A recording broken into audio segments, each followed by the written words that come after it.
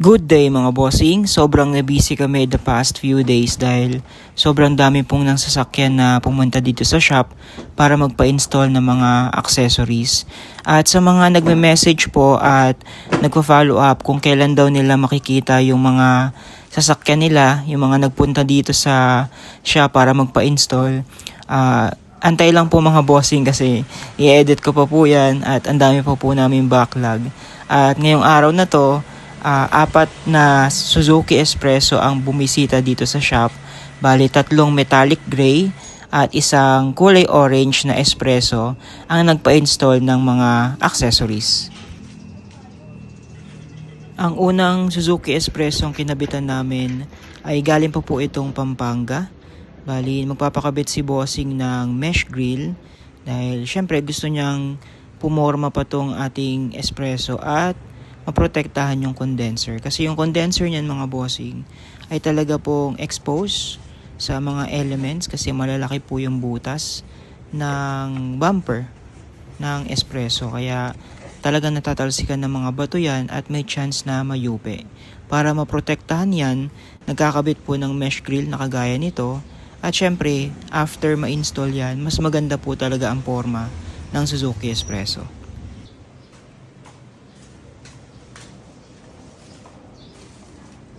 Isa na naman pong espresso ang magpapakabit at hindi pa to tapos, malapit pa lang.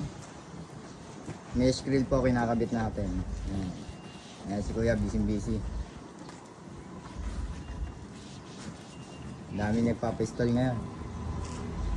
Ayan, sakto. Apart lang si Kuya. Okay na.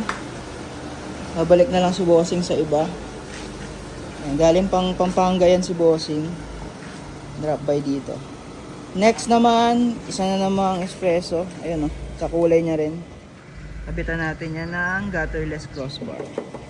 Dito naawa ako sa Suzuki Espresso ng next customer.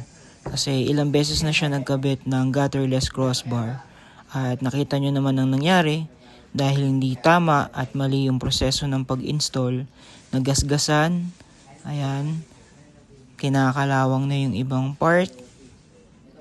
Ayan, napabayaan talaga yung pag-install nito. Sa ibang part pa nito may mga yupi, ayan o. May dents, talagang pinilit ikabit kahit mali naman. Dito, lahat ng side nito may gasgas. Ayan. Tinanong ko bakit hindi na lang nagpunta dito sa shop para magpa-install ng gutterless crossbar. Sabi ni bossing late niya na daw nakita yung page namin dito sa Facebook. Ayan, kaya ngayon lang siya nagpa-install. Actually, 2 weeks ago pa ito nung nag-send ng payment si bossing. Sold out lang yung gutterless crossbar. Kaya nagpa-reserve na siya. Tapos, nung dumating, syempre sinabihan ko kagad para makabitan. Okay. Tama ka, pupunta ako din sa bilihan ng aluminum ngayon. Pwede mo na kagad i-cardin dito. Walang alaw yan, sir. Ganito katibay ang gutterless crossbar kapag tama ang pag-install. Kaya niyang alugin yung buong sasakyan. At ito na yung itsura niyan sa gilid. Yung mga gasgas nga pala niyan mga bossing, ipapa-paint na lang daw yan ng customer. Ayan. So sabi ko dapat ipa-paint niya na muna bago namin ikabit. Kaso kailangan niya na raw yung gutterless crossbar kasi ginagamit niya ito sa panghanap buhay. Kinakargahan yan ng mga aluminum. Ito nga pala yung bracket. Bawat bracket po may rubber yan. Kaya hindi po magagasgasan yung mga sasakyan ninyo kapag kinabit itong gutterless crossbar.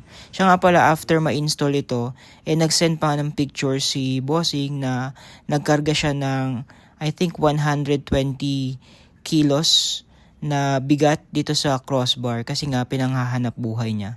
Sunod naman ay itong pangatlong metallic gray na Suzuki Espresso. Bali, repeat customer na to si bossing. Ito yung customer na galing pang Bataan. Late na kasi siya nakapunta dati sa shop kaya hindi namin na-install lahat. Tapos naubusan pa ako ng harness para sa busina. This time, makakabitan na natin ng busina. Nagpakabit na rin dito si bossing ng eyeline, amber light. Yung busina ang kinabit namin dito is yung Bosch Europa.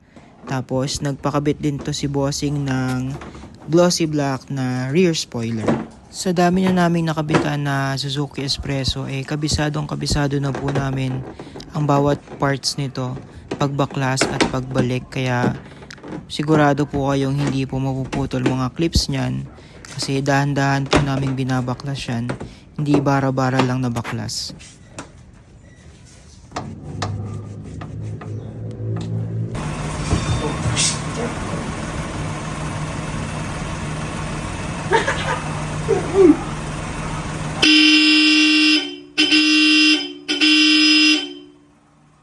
Ganito naman kaganda ang rear spoiler after ma-install dito sa metallic gray. Sa metallic gray, usually ang kinakabit namin ay matte black or glossy black na spoiler. Yan po ang bagay dito sa ganitong kulay ng Suzuki Espresso. Tignan nyo naman, bagay na bagay. Ikutan pa natin yan. At 100% fit yan mga bossing. Pag kinabit namin yan, almost walang gap. Yan, ganyan po kaganda ang rear spoiler ng Suzuki Espresso. Yung ganitong accessory, simple lang pero ang lakas talaga ng dating. Nag-iiba yung itsura ng Espresso. Pang-apat na Espresso po ang bumisita ngayong araw. Orange naman. Tatlong metallic gray, isang orange. Dito naman sa orange espresso, ang kinabit namin ay rain visor. Ayan.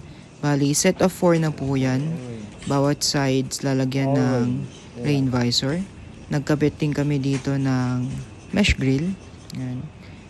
Mas maganda po talaga pag may mesh grill. Iba po nagiging itsura ng harapan ng espresso. Yan. Pagka wala kasing mesh grill, parang nakanganga. Parang nakangangang isda yung bumper ng espresso. Pero pag naglagay nito, classy, kagaya nito, tignan nyo. O, di ba?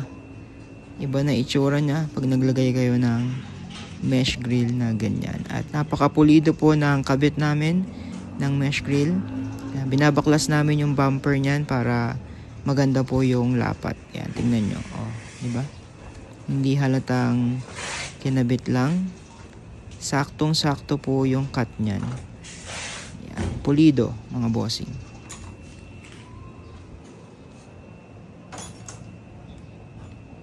Sa mga gusto magpa-install ng accessories dito sa shop namin sa May Kawayan, Bulacan, message nyo lang po kami sa aming FB page. Ang FB page po namin, search nyo lang po Dan Z Vlogs.